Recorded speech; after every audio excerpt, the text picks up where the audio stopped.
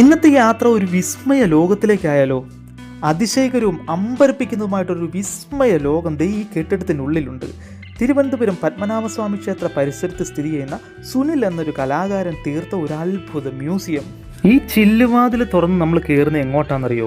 നമ്മൾ കാണാൻ കൊതിച്ച കൊതിതീരാത്ത ഒരുപാട് മഹത് പ്രതിഭകളൊക്കെ നമ്മുടെ കൺമുമ്പിലുണ്ട്. അവരോട് നമുക്ക് കുശലം പറയാം, സ്നേഹം പ്രകടിപ്പിക്കാം, നേരം പോക്ക് പറയാം, പരാതി പറയാം, സ്വകാര്യം പറയാം. അങ്ങനെ നമ്മൾ കാണാൻ കൊതിച്ച ആളുകളെ തൊട്ട് കൺമുമ്പിൽ കിട്ടിയാൽ എങ്ങനെയിരിക്കും? അതുപോലൊരു അതിശയ ലോകത്തേക്കാണ് നമ്മളിത് പോകുന്നത്. മ്യൂസിയത്തിനകത്ത് കയറി നമ്മൾ ടിക്കറ്റൊക്കെ എടുത്ത് കഴിയുമ്പോഴത്തേക്ക് നമ്മൾ കാണുന്ന ഒരു വലിയൊരു ലിസ്റ്റാണ്. ഏകദേശം ഒരു 10-50 ആളുകളോളം നമ്മൾ ആരാധിച്ച് ബഹുമാനിച്ച് കാണാൻ കൊതിച്ച ഏകദേശം ഒരു 50 പേരുടെയോളം ഇങ്ങനെ ലിസ്റ്റ് ഇങ്ങനെ കൊടുത്തിട്ടുണ്ട്. അപ്പോൾ അവരൊക്കെ ഇതിനകത്തുണ്ട്. അവരാരൊക്കെയാണെന്ന് നമുക്കൊന്ന് നോക്കാം. പുറത്തെ കനത്ത ചൂടിൽ നിന്നും അകത്ത് AC തണുപ്പിലേക്ക് മാറിയപ്പോൾ തന്നെ മനസ്സിനൊരു സന്തോഷമുണ്ട് കേട്ടോ. ആ സന്തോഷത്തിലൂടെ തന്നെ നമുക്ക് ചരിത്രം എഴുതിയ മനുഷ്യരുടെ ഇടയിലേക്ക് നടക്കാം.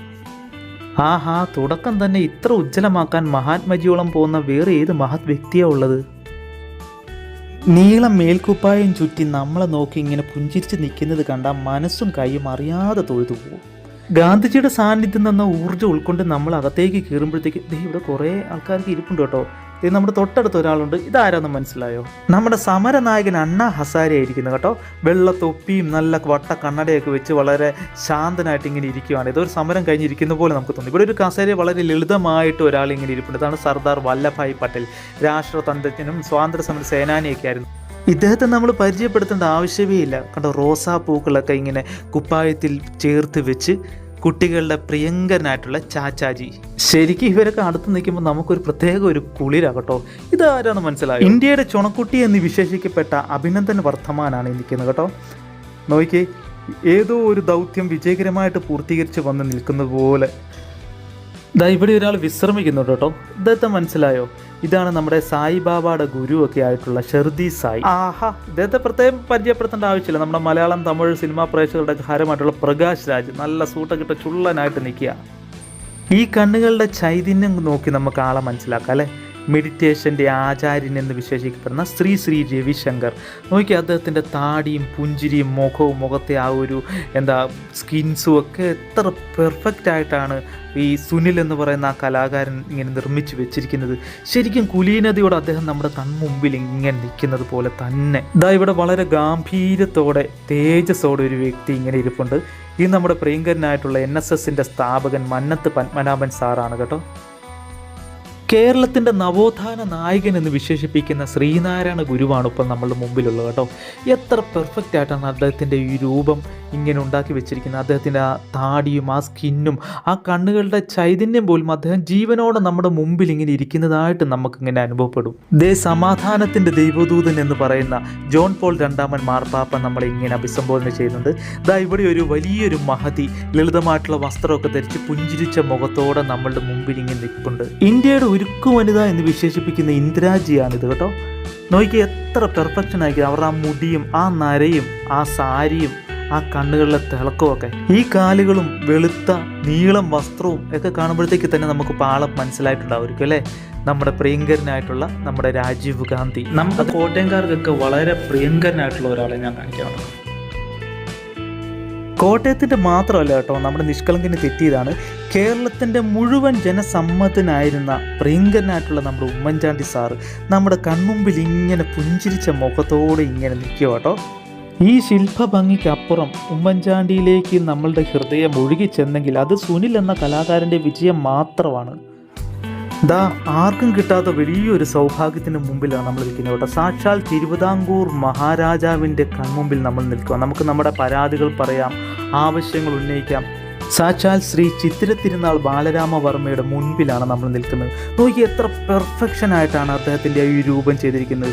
അദ്ദേഹത്തിൻ്റെ ആഭരണങ്ങളാകട്ടെ, അദ്ദേഹത്തിൻ്റെ വസ്ത്രമാകട്ടെ, അദ്ദേഹത്തിൻ്റെ കണ്ണുകൾ, ആ സ്കിൻസ് ഒക്കെ വളരെ പെർഫെക്റ്റ് ചെയ്ത് നമ്മൾ ശരിക്കും രാജാവ് നമ്മുടെ മുമ്പിൽ നിൽക്കുന്നത് പോലെ തന്നെ നമുക്ക് അനുഭവപ്പെടും.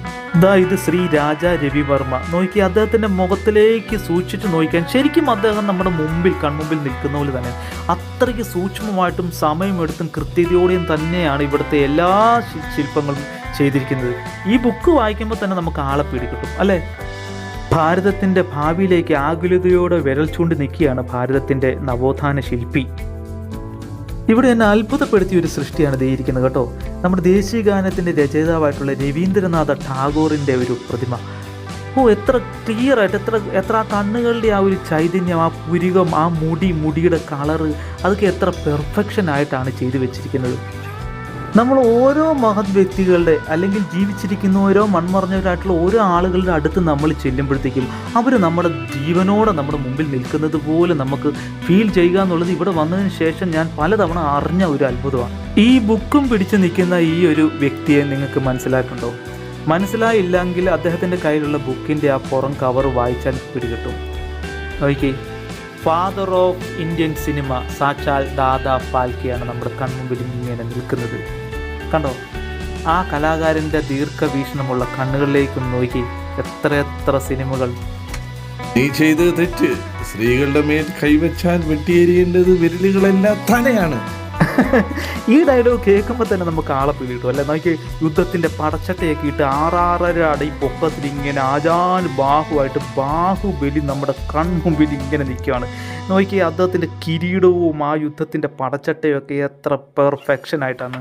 Boost it's the secret of my energy എന്നൊക്കെ പറഞ്ഞ് നമ്മുടെ സച്ചിൻ ടെണ്ടുൽക്കർ ഇവിടെ ഒരു മൈക്കൊക്കെ പിടിച്ച് ഇങ്ങനെ ഇരിപ്പുണ്ട്. തൊട്ടടുത്ത് കോഹ്ലിയുണ്ട്. കോഹ്ലിയോട് എന്തോ പുതിയ കളിയുടെ നയങ്ങളെക്കുറിച്ചും പഴയ ഞങ്ങൾ കളിച്ച കാര്യങ്ങളെക്കുറിച്ചൊക്കെ എന്തൊക്കെയോ വർണ്ണിച്ചുകൊണ്ട് ഇങ്ങനെ ഇരിക്കുകയാണ് ഇപ്പം കേട്ടോ. നമ്മൾ കാണുമ്പോൾ ആസ്വദിച്ച് പോകുന്നല്ലാതെ ഇതൊക്കെ എത്ര മാസം കണക്കിന് കൊണ്ടാണെന്ന് പറയും ഓരോ വർക്കുകൾ ഇവിടെ തീർക്കുന്നത്.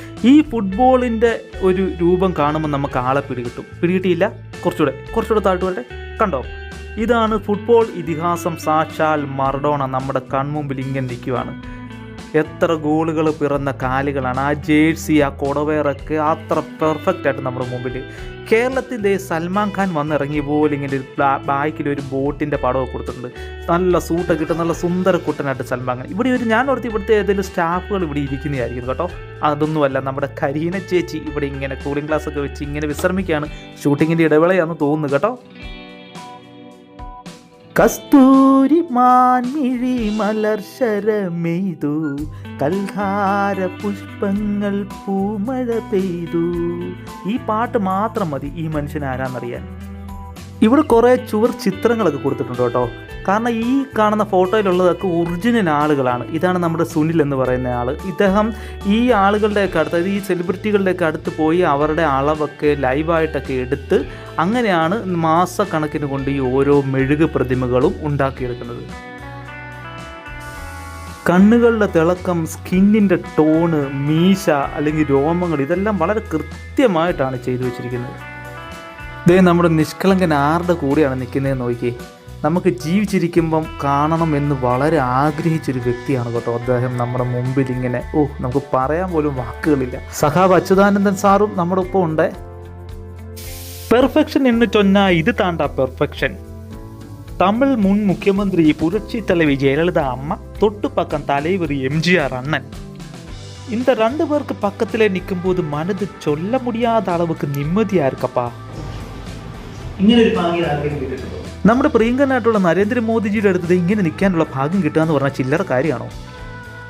ഇന്ത്യ മാത്രമല്ല, ലോകത്തിലെ തിയേറ്ററുകൾ മുഴുവൻ ഇളക്ക് മറിച്ച ഒരു കാലുകളൊക്കെ കണ്ടു കേട്ടോ. ഈ കറുത്ത സൂട്ട് കണ്ടിട്ട് ആളെ മനസ്സിലാകുന്നില്ല. ഈ ബെൽറ്റ്, ഈ ബട്ടൺസ്, ഈ കോട്ട്.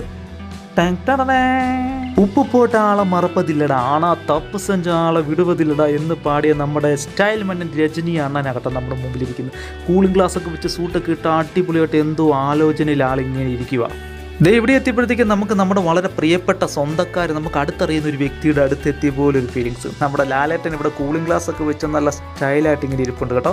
ലാലേട്ടനെ കുറിച്ച് പറയുമ്പോൾ തന്നെ നമ്മുടെ മമ്മൂക്കയെ കുറിച്ച് പറഞ്ഞില്ലെങ്കിൽ എങ്ങനെ? നോക്കി 10 പവൻ്റെ മാലയൊക്കെ ഇട്ട് കസവ് മുണ്ടൊക്കെ കൊടുത്ത് നമ്മുടെ മധുരരാജ മമ്മൂക്ക. ചരിത്രമെഴുതിയ പ്രഗത്ഭരായിട്ടുള്ള ആളുകളുടെ എല്ലാം നെല്ലിട വ്യത്യാസം തോന്നാത്ത ഈ മെഴുക് പ്രതിമ മ്യൂസിയം തിരുവനന്തപുരത്തുണ്ട് എന്ന് അധികം ആർക്കും അറിയത്തില്ല.